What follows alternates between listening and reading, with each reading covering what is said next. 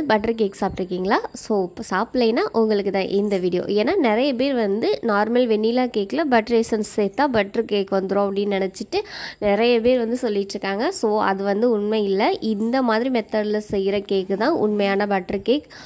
So try பண்ணி பார்த்துட்டு feedback சொல்லுங்கள். இது ரொம்பவே ஈஸி.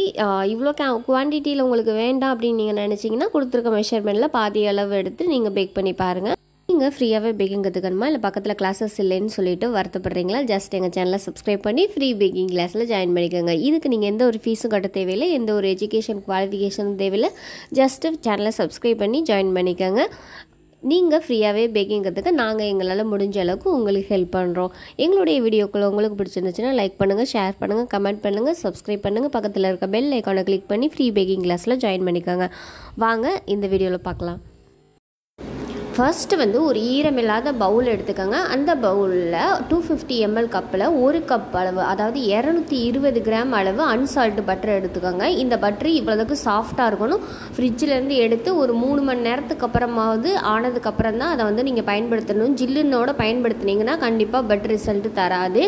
ஸோ சில்னஸ் போனதுக்கப்புறம் 220 கிராம் அளவு அன்சால்ட்டு பட்டர் எடுத்துருக்கேன்.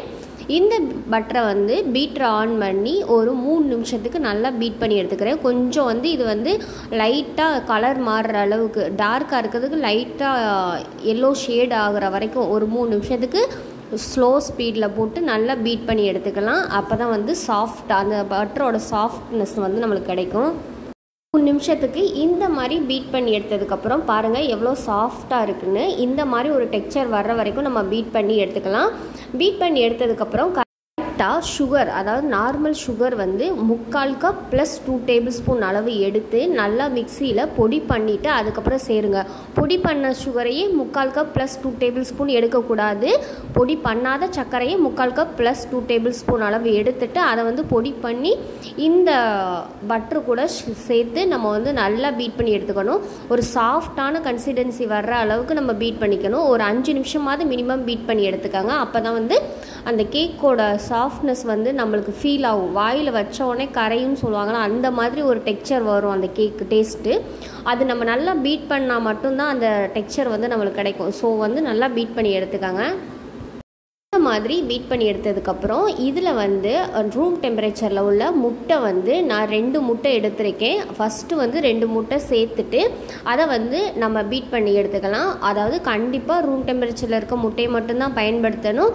அதே மாதிரி சில்லுன்னு இருக்க முட்டையை யூஸ் பண்ணிங்கன்னா கண்டிப்பாக ரிசல்ட் வந்து வராது. ஏன்னா அந்த முட்டை கூலிங்காக இருக்கும்போது அதில் வந்து சர்க்கரை எதுவும் கரையாமல் இருந்துச்சுன்னா அந்த முட்டையோட லிக்விடில் வந்து அந்த சர்க்கரை கரைஞ்சிரும். நீங்கள் முட்டையை மட்டும் சில்லுன்னு இருக்கிற முட்டையை சேர்த்திங்கன்னா சில்லுன்னு இருக்கிற ஒரு பொருள் கூட சர்க்கரை வந்து அவ்வளோ சீக்கிரத்தில் கரையாது. பட்டரும் சில்லுன்னு இருந்தாலும் சர்க்கரை கரையாது. ஸோ அதை வந்து கரெக்டாக மென்ஷன் பண்ணி பார்த்துக்கிட்டிங்கன்னா பர்ஃபெக்டாக வரும். இப்போ 2 முட்டை ரூம் டெம்பரேச்சரில் இருக்க முட்டையை சேர்த்துட்டு நல்லா பீட் பண்ணி எடுத்துக்கிறேன். அப்பப்போ வந்து ஒரு ஸ்பேச்சுலா வச்சு நல்லா வந்து சுற்றி வலிச்சு விட்டுட்டு அப்புறம் பீட் பண்ணுங்கள். ஏன்னா பட்ரு வந்து தெரிச்சிட்டே இருக்கும். எல்லாத்தையும் ஒன்று சேர்த்தா தான் ஈவனாக சர்க்கரை எல்லா இடத்துலையும் கரைஞ்சி மிங்கிளாகி கிடைக்கும். ஸோ அதனால நல்லா ஒரு ஸ்பேச்சுலா வச்சு மிக்ஸ் பண்ணிவிட்டு அதுக்கப்புறம் பீட்ரு வச்சு மறுபடியும் பீட் பண்ணி எடுத்துக்கோங்க. சேர்த்து நீங்கள் பீட் பண்ண ஆரம்பிக்கும் போது இந்த மாதிரி ஒரு சப்பாத்தி மாவு மாதிரி தான் கெட்டியாக வரும், நல்லா கெட்டியாகவும். அதனால் பயப்பட தேவையில்லை. ஐயோ கெட்டியாயிடுச்சு ஏதோ மிஸ்டேக் பண்ணிட்டோமோன்னு சொல்லிட்டு பயப்பட தேவையில்லை. ஏன்னா அந்த முட்டை சேர்த்ததுக்கப்புறம் நீங்கள் பீட் பண்ணும்போது அப்படி தான் கெட்டியாகும்.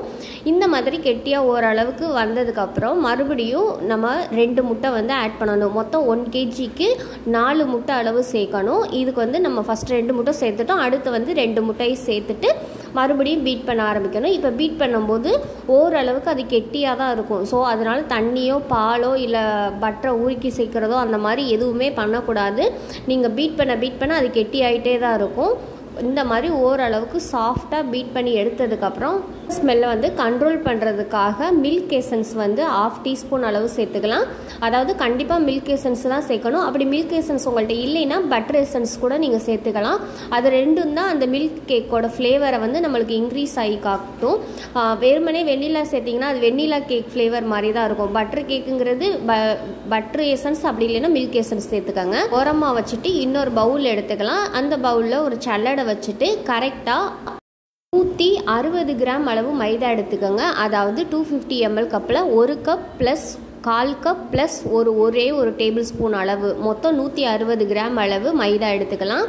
இந்த மைதா கூடவே 1/2 டீஸ்பூன் அளவு பேக்கிங் பவுடர், பேக்கிங் சோடா வந்து இதுக்கு தேவையில்லை. ஸோ பேக்கிங் பவுடர் மட்டும் 1/2 டீஸ்பூன் அளவு எடுத்துகிட்டு இந்த மாதிரி ஒரு பவுலில் வச்சு சளிச்சு எடுத்துக்கலாம். அப்போ தான் பேக்கிங் பவுடரும் மைதாவும் ஒன்றா மிக்ஸ் ஆகி கிடைக்கும்.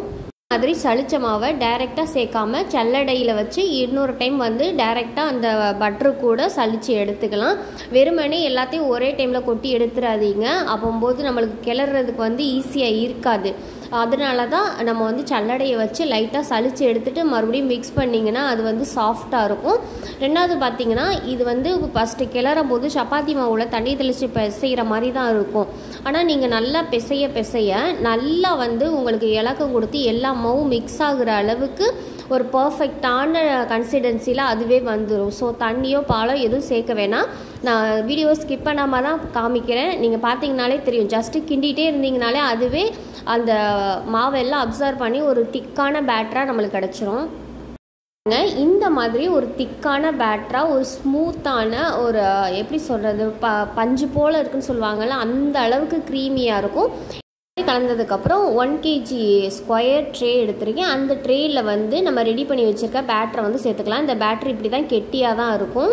ஸ்பேச்சுலா வச்சு ஜஸ்ட்டு ஈவன் பண்ணி எடுத்துக்கலாம். ஏன்னா ஸ்பேச்சுலா வச்சு ஈவன் பண்ணுற அளவுக்கு தான் அதோட திக்னஸ் இருக்கும். ஸோ வேறு டூத்பிக் அந்த மாதிரி வச்சு பண்ணுறதை விட ஸ்பேச்சுலா வச்சு ஈவன் பண்ணுறது உங்களுக்கு பெஸ்ட்டாக இருக்கும். மாதிரி ரெடி பண்ணதுக்கப்புறம் இதை வந்து நம்ம ஓடிஜியில் வச்சிடலாம். ஓடிஜியில் சென்டர் ரேக்கில் வச்சுட்டு 170 டிகிரியில் டாப் அண்ட் பாட்டம் ராடை ஆன் பண்ணிவிட்டு கரெக்டாக 35 நிமிஷத்துலேருந்து 40 நிமிஷம் வரைக்கும் வேக வச்சு எடுத்துக்கலாம். வந்து குக்கரில் பண்ணுறதுக்கும் டைமிங் சொல்லுங்கன்னு சொல்லிட்டு சொல்கிறீங்க. ஓடிஜியில் எந்த டைமுக்கு பேக் பண்ணுறோமோ அதே டைம் அளவு தான் குக்கர்லேயும் பேக் பண்ணுறோம். குக்கரில் எப்படி பேக் பண்ணுறதுன்னு கிளாஸ் 2ல் அப்லோட் பண்ணியிருக்கேன். தேவைப்படுறவங்க செக் பண்ணி பார்த்துக்கோங்க. நம்ம கேக் பாருங்கள் சூப்பராக வெந்திருக்கு.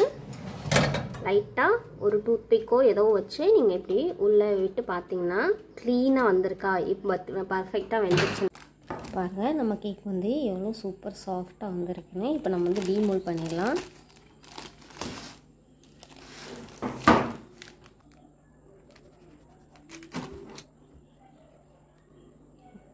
பாருங்கள் எந்த அளவுக்கு கேக் வந்து சூப்பர் சாஃப்டாக வந்திருக்குன்னு. இப்படி தான் இருக்கும் ஒரிஜினல் கேக்கு. எவ்வளோ ஒரு மாய்ஸ்டாக சூப்பராக இருக்குன்னு. நம்ம அந்த கையில் டச் பண்ணும்போதே நம்ம விரல்லலாம் பட்ரு வந்து அப்ளை ஆகுறது உங்களுக்கு தெரியும். பாருங்கள் கையில் எண்ணெயாக இருக்குது. இதை உடைக்கும் போது அப்படி எப்படி சொல்கிறது, அப்படி பஞ்சு மாதிரி டக்கு டக்குன்னு கட் ஆகும். ஒரு வாயில் வச்சோடனே மெல்ட் ஆகிற அளவுக்கு டேஸ்டியாக இருக்கும். மாதிரி இதை கட் பண்ணுறதும் செம்ம ஈஸியாக இருக்கும். அப்படியே ஒரு சாட்டிஸ்ஃபைடான வீடியோஸ் அந்த மாதிரி இருக்கும் கட் பண்ணுறதுக்கு. இந்த பட்டர் கேக்கை வந்து நீங்கள் 4 to 5 days வரைக்கும் நார்மல் ரூம் டெம்பரேச்சர்லேயே வச்சு யூஸ் பண்ணலாம். உங்களுக்கு இந்த குவான்டிட்டி வேணாம் அப்படின்னு தோணுச்சுன்னா இதில் பாதி அளவு எடுத்திங்கன்னா உங்களுக்கு வந்து டெஸ்ட் ட்ரையல் பண்ணுறதுக்கு கரெக்டாக இருக்கும். ஸோ இந்த கேக் வந்து அவ்வளோ சாஃப்ட், அவ்வளோ ஸ்பாஞ்சாக இருக்கும். இதுதான் ஒரிஜினல் பட்டர் கேக். ஆனால் பட்டர் எசன்ஸ் சேர்த்தா மட்டும் பட்டர் கேக் வந்துடும் அப்படின்னு நினச்சிட்டு நிறைய பேர் நினச்சிட்ருக்கீங்க. ஸோ அதுதான் இல்லை. இந்த ரெசிபியை ட்ரை பண்ணி பார்த்துட்டு எங்களுக்கு ஃபீட்பேக் சொல்லுங்கள். சேனல் உங்களுக்கு பிடிச்சிருந்துச்சுன்னா லைக் பண்ணுங்கள், ஷேர் பண்ணுங்கள், கமெண்ட் பண்ணுங்கள், சப்ஸ்கிரைப் பண்ணுங்கள். பக்கத்தில் இருக்க பெல் ஐக்கானை கிளிக் பண்ணி ஃப்ரீ பேக்கிங் கிளாஸில் ஜாயின் பண்ணிக்கோங்க. எந்த ஒரு ஃபீஸும் நீங்கள் கட்ட தேவையில்லை. உங்களுக்கு எந்த ஒரு எஜுகேஷன் குவாலிஃபிகேஷனும் தேவையில்லை. ஜஸ்ட் எங்கள் சேனலை சப்ஸ்கிரைப் பண்ணி ஜாயின் பண்ணிக்கோங்க. இந்த ரெசிபி உங்களுக்கு பிடிச்சிருந்துச்சுன்னா லைக் பண்ணுங்கள். Thank you for all.